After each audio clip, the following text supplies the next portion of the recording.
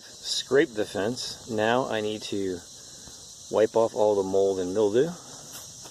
And once that's done, I'm going to rinse it, let it dry, and then she's ready for painting and priming. That's this side.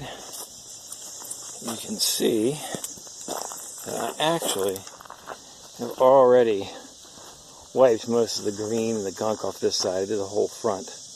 Just needs a little water to spray it down, and then we'll prime it. The one problem with doing this is obviously you scrape it the day before, then you wipe down the grime, and what happens is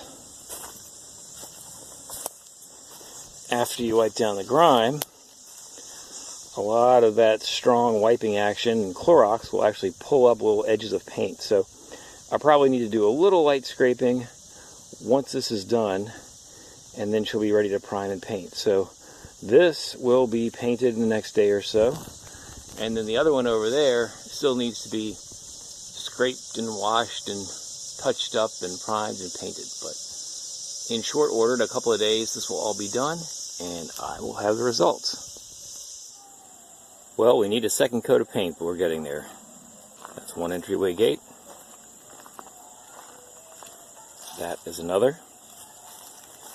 They're both painted. You can see where the road is closed, a little barricade there. But that's the entryway gate. Getting there.